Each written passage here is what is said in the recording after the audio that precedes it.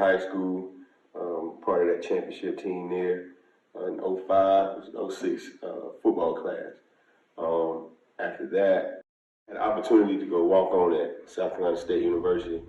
Really didn't get the chance and opportunity to because of irregular heartbeat. Just decided that I loved the game, but I wasn't ready to die on the field for it. Not knowing that, there are a lot of players that play with irregular heartbeats, but I just didn't take it. So that next year, my sophomore year, junior year in college, I think I started coaching at Clark Middle School in Orangeburg, where I won my first middle school championship over there. Had some real good kids that played over there.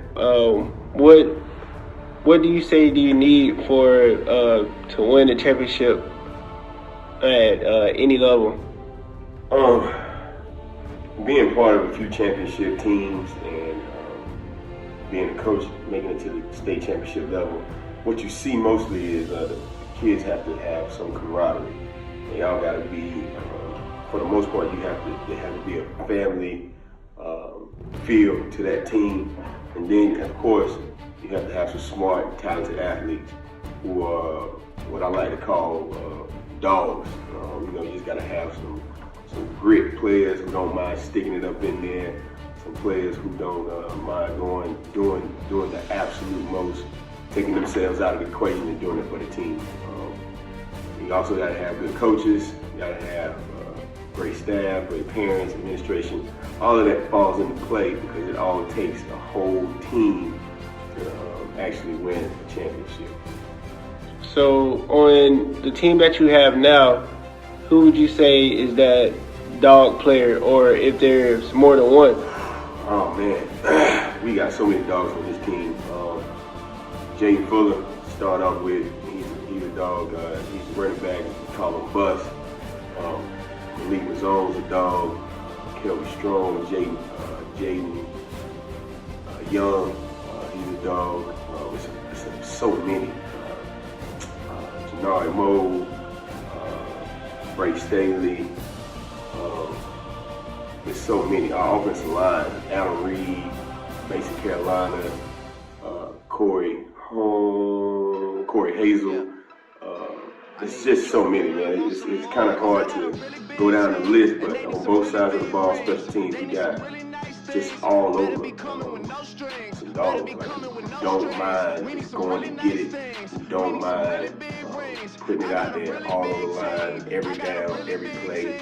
It's really a blessing to be able to call more than one on one team. If you got more than one, you got something special. So how would you say this team racks up all time for the teams that you coached? Oh man, so all the teams that I coached, that's tough. So they would, that's tough. This team, out of all the teams that I've coached, would come second. I can say second. The first team would be, of course, Middle Valley High School. When Daniel Carr was the quarterback, we went to Lower State Championship that year.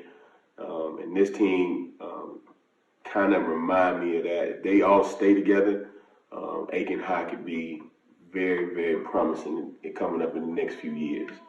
Wow. So next question. How does football build character?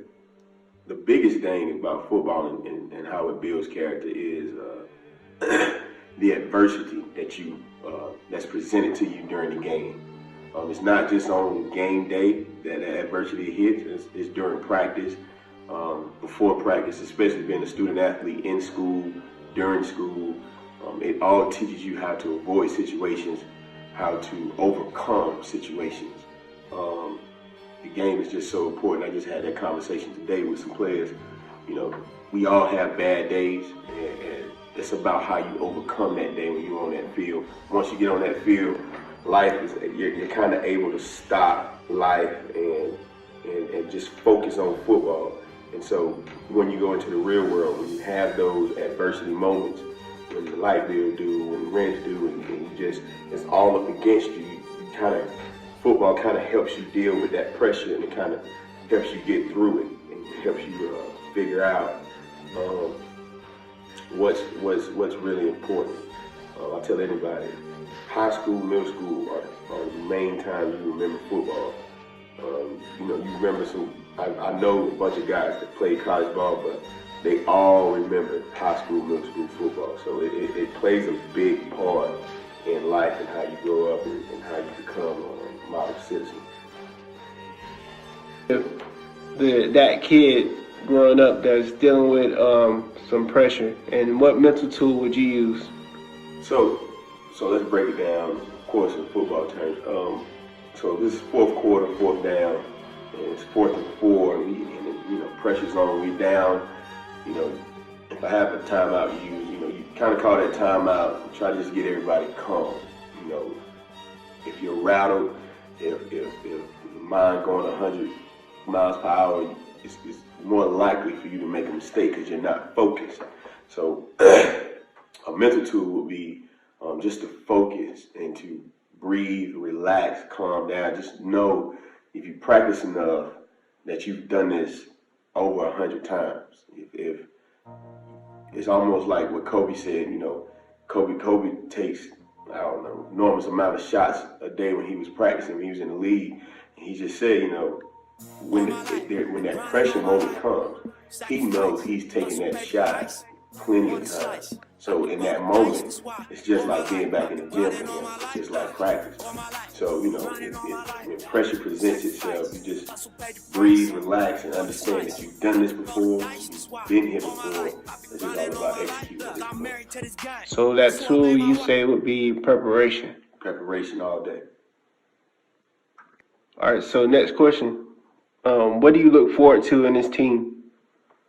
Oh, man. This team, I talked to my coaches about this team, talked to them a lot. And I told them, it's funny because I've been a part of 2 banquets and it was easy to get through. And I don't know how easy this one gonna be because I saw these kids grow up from 7th graders. The majority of them played as 7th graders, and then just to see Jaden Fuller Bus is one in particular. Bus was a player who was a real good player.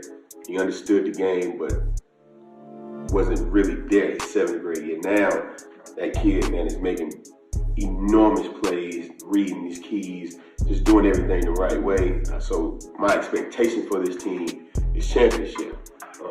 And we want to be undefeated. We feel like if we do what we're supposed to do, if we control what we're supposed to control, that we can do that. We can overcome all obstacles. We're not running from nobody. We're not scared of nobody. And we're going to be able, I expect, to be holding up the trophy at the end of the year. So who are your players to watch for this week? As far as us? Yes. Everybody. We don't play a one-man game. We got some very, very, very talented skill guys. Got a quarterback who just got back from injury, who does a really good job of getting the ball to his receivers. Like I said, we have a great offensive line who has a great offensive line coach, does a real good job with them and getting them prepared for the next opponent. Who's your favorite coach and why? I would have to go, people go kill me. I'm a football guy, but it would have to be Phil Jackson. Phil is the master of Zen. To hear some of the stories Kobe and Shaq tell and some of the other Laker players. I met Devin George at Miller Valley, and just to hear some of the stories he had about Phil, he knows how to get in the player's head. And that's some of the things about coaching that people don't really understand is it ain't about the X's and O's sometimes. Sometimes you have to be able to communicate with kids. That's why I believe some guys get ran out of the game because the game's getting so much younger now. And athletes like your Odell Beckhams and all of that, you have to have those guys to be able to communicate. No matter how old Phil got, he was still able to communicate with the best of the best. The Michael Jordans, the Kobe Bryants, Shaquille O'Neal's, and Paul Gasol's. Like he was just able to communicate. So that's just one of those things those attributes that I got from him. And on top of everything, he was a daggone winner. I mean, he had, I think it's 11 championships. So as a player and a coach, I believe. So, I mean, got to give it up to Coach Phil Jackson. Go Lakers. So, next question. What does your team do for preparation that makes them so good? We do a lot of things. We'll do anything from film study. We try to watch some film, especially the day after game day. We watch a lot of film. Try to go over some missteps, some missing assignments. Speaking of film, you have a business called Detail Athletics, right?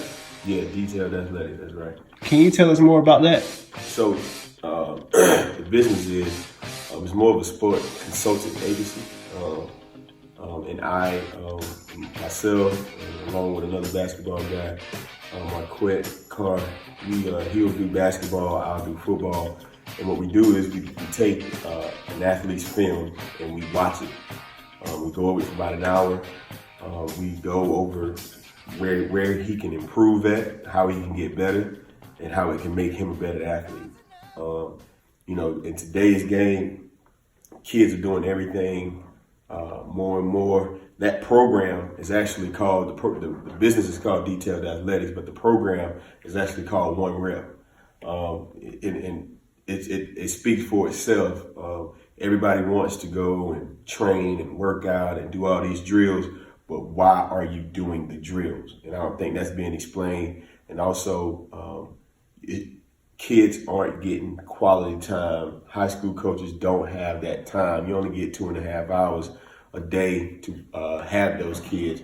So you have to spend, maybe 30 minutes to watch film with 20-something kids in the room, 30-something kids in the room, depending on how you split it up. And sometimes you don't have enough time to actually talk to an individual about what they're doing on the field. So we just try to use that as an opportunity to get some kids elevate their game, to actually help them out, give them one more rep. It is what it says. It's just one more rep to get better, one more rep to get closer to the athlete you want to be. And even the athletes who are not playing, we can watch a film of a kid who plays your position, and I can break down what he's doing wrong or what he's doing right, and for you, or you the athlete, to be able to just go implement that in practice. And hopefully that'll help you get some more playing time. It'll help you get on the field. If not, to transition into that next year to be able to become a better player. So you're just one step ahead of the game. So how do we get in contact with you for your business? You can contact me on my cell phone, 803-341-5298, or you can hit me on Instagram, Detailed Athletics.